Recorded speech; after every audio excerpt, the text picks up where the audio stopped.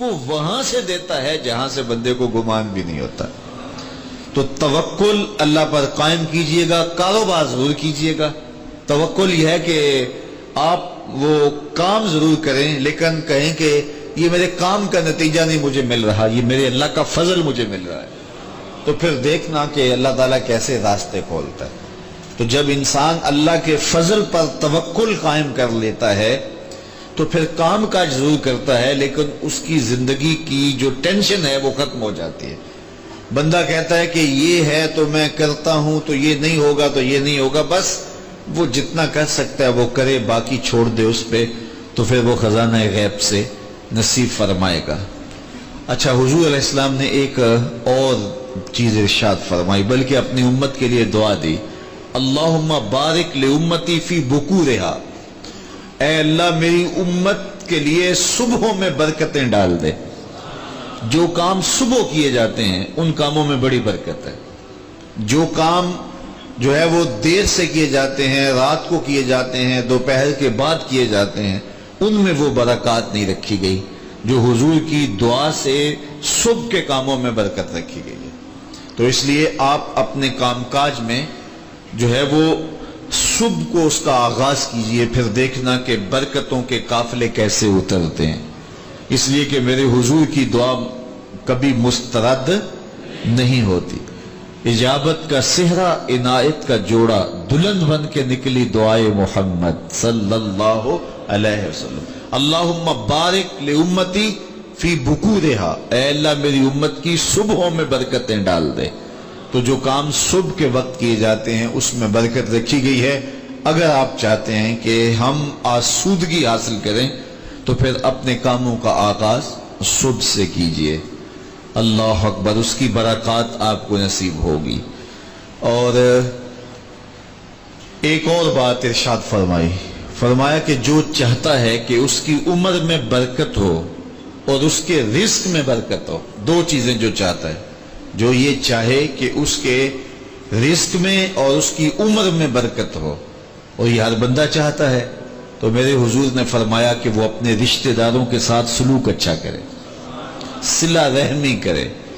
بعض اوقات ہوتا ہے کہ وہ رشتہ داروں کا رویہ اچھا نہیں ہوتا. میں آپ کو بتاؤں کہ سب سے بہتر صدقہ کون سا ہے؟ سب سے بہتر صدقہ وہ ہے جو ناراض مفلس رشتہ دار کو دیا جائے. سب سے افضل صدقہ, چونکہ اس میں نفس شامل نہیں ہوگا. بندہ کہے گا آپ شریکوں کو دیں, یہ پہلے ہمارے مخالف اور کھڑے ہو جائیں گے, لیکن وہ کسی وجہ سے وہ ہو مجبور گئے, مفلس ہو گئے. تو جو مفلس مجبور ناراض رشتہ داروں کو صدقہ دیا جائے, اس میں نفس درمیان میں کھڑا نہیں ہوتا, تو وہ صدقہ اللہ کو بڑا محبوب ہے اور وہ سیدھا سیدھا قبول ہوتا ہے. تو جو یہ چاہے کہ میری عمر زیادہ ہو اور میرے رزق میں برکتیں ہوں, تو میرے حضور نے ارشاد فرمایا کہ وہ کیا کرے, وہ اپنے رشتہ داروں کے ساتھ اچھا سلوک کرے. صلہ رحمی کی تلقین کی گئی, اس سے آسودگی بھی نصیب ہوتی ہے اور یہ ایک اچھے معاشرے کی تشکیل کی ضمانت بھی ہے, اور اس سے رزق اور عمر میں برکتیں بھی نصیب ہوتی ہیں. اچھے اور صالح رزق کے لیے میں نے کل بھی ایک روایت آپ کے سامنے پیش کی تھی. وہ بھی علماء نے لکھی کہ دو بھائی تھے, ایک کام کاج کرتا تھا, دوسرا حضور کے پاس بیٹھا رہتا تھا. تو اس نے آ کے شکایت کی کہ حضور یہ میرا بھائی ہے, یہ میرے ساتھ کوئی مدد نہیں کرتا, یہ آپ کے پاس ہی بیٹھا رہتا ہے. تو حضور نے فرمایا کہ شاید اللہ اس کے صدقے سے تجھے رزق دیتا ہو. تو جو دین کے لیے بھائی لگ جائیں, رشتہ داروں میں, اعزاء و اقربا میں, یا ویسے ہی طلباء کے لیے آپ اگر شامل ہو جائیں, تو پھر وہ آپ کے کاروبار میں, رزق میں برکت کا سبب و ذریعہ ہو جائے گا. ایک اور چیز حضور نے فرمائی, حل تنصرون و ترزقون الا بدعفائکم. فرمایا تمہیں جو رزق دیا جاتا ہے اور بعض امور میں تمہاری مدد کی جاتی ہے, اور مشکل حالات ہوتے ہیں، حالات ٹال دیے جاتے ہیں۔ میرے حضور نے فرمایا تمہیں پتہ ہے وہ ایسا کیوں ہوتا ہے؟ حل تنصرون و ترزقون، تمہیں جو رزق بھی دیا جاتا ہے، بعض اوقات ایسا ہوتا ہے ایک بندہ بڑی محنت کرتا ہے نتائج نہیں ملتے، ایک بندے کی تھوڑی محنت ہوتی ہے لیکن دروازے کھلتے چلے جاتے ہیں، مشکل میں پھنس جاتا ہے، کوئی ایسا سبب لگ جاتا ہے کہ راستے کھل جاتے ہیں، تو بندہ کہتا ہے کہ پتہ نہیں یہ کیا ہوا، تو حضور نے فرمایا کیا جانتے ہو حل تنصرون و ترزقون، تمہاری یہ جو مدد ہوئی اور تمہیں جو رزق کی کشادگی عطا کر دی گئی یہ کیوں ہوئی ہے پتہ ہے؟ الا بدعفائکم، کہا تم معاشرے کے جن کمزور لوگوں کی مدد کی ہے یہ ان کی دعاؤں کا نتیجہ ہے۔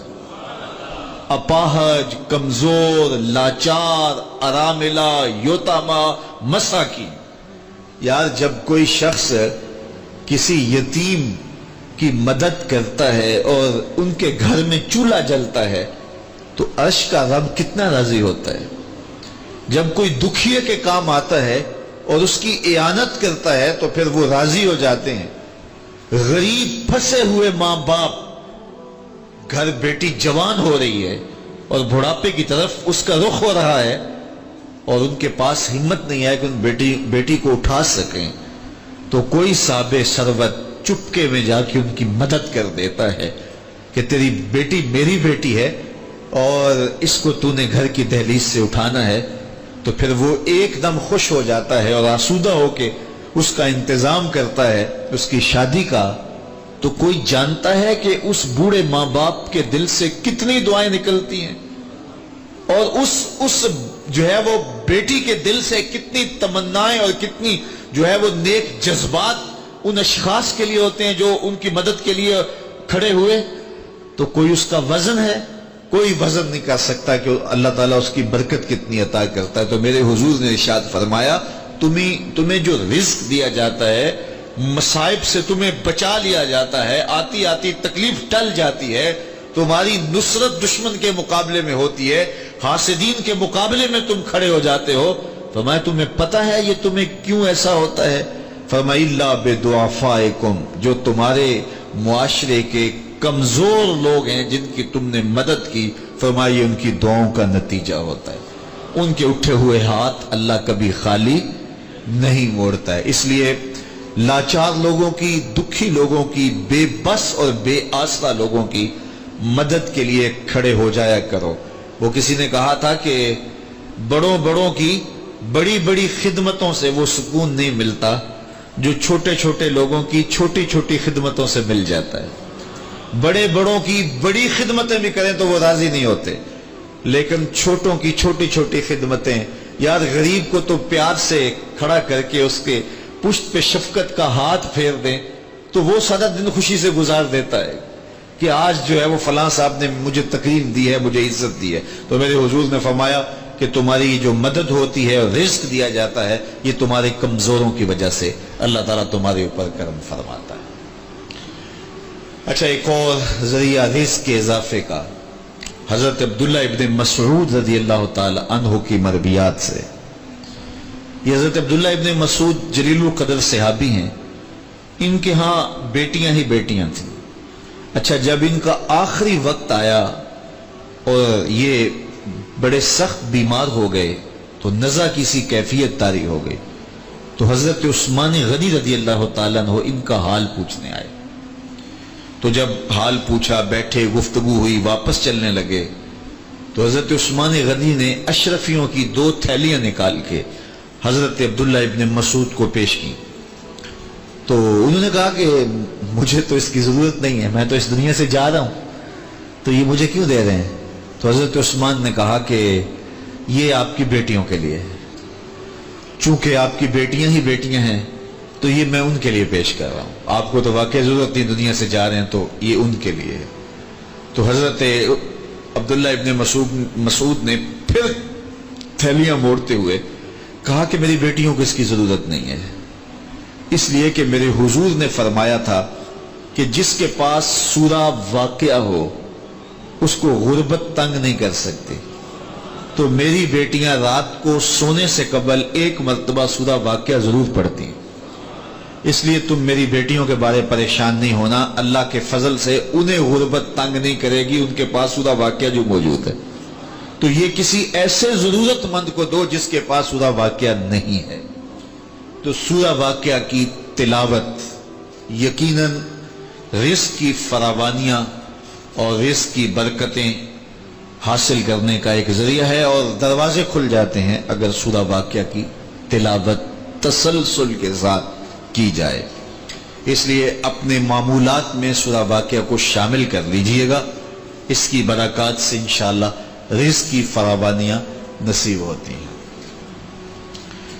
ایک اور ذریعہ رزق کا، اور یہ بہت آسان، شکا رجل الی رسول اللہ دیک المعیشۃ والفقر، حضرت سہل بن سعد الساعدی رضی اللہ تعالی عنہ کی مرویات سے ہے۔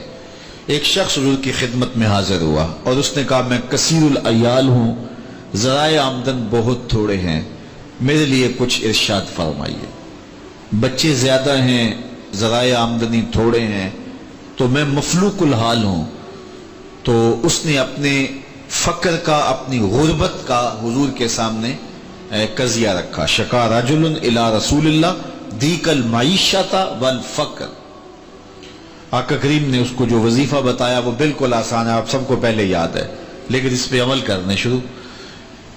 قال اذا دخلت الدار فسلم علی، کہا جب گھر جائے تو گھر میں داخل ہونے لگے تو گھر والوں کو السلام علیکم کہہ دیا کرو۔ یہ وظیفہ شروع کر لو کہ جب بھی گھر جاؤ السلام علیکم۔ اس کے بعد ایک مرتبہ سورہ اخلاص پڑھ دیا کرو، قل هو اللہ احد۔ یہ وظیفہ فرمایا تم نے شروع کر دینا ہے، جب بھی گھر جاؤ السلام علیکم یہ کہہ کے داخل ہو، پھر اس کے بعد قل هو اللہ احد ایک مرتبہ سورہ اخلاص پڑھ دیا کرو۔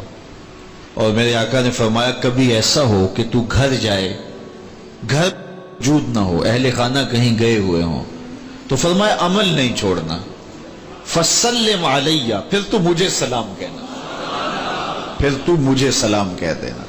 وہ صحابی فرماتے ہیں کہ میں نے یہ عمل شروع کر لیا، جب گھر جاتا السلام علیکم، اس کے بعد سورہ اخلاص پڑھ دیتا، بیٹھنے سے پہلے پہلے یہ کام کرتا۔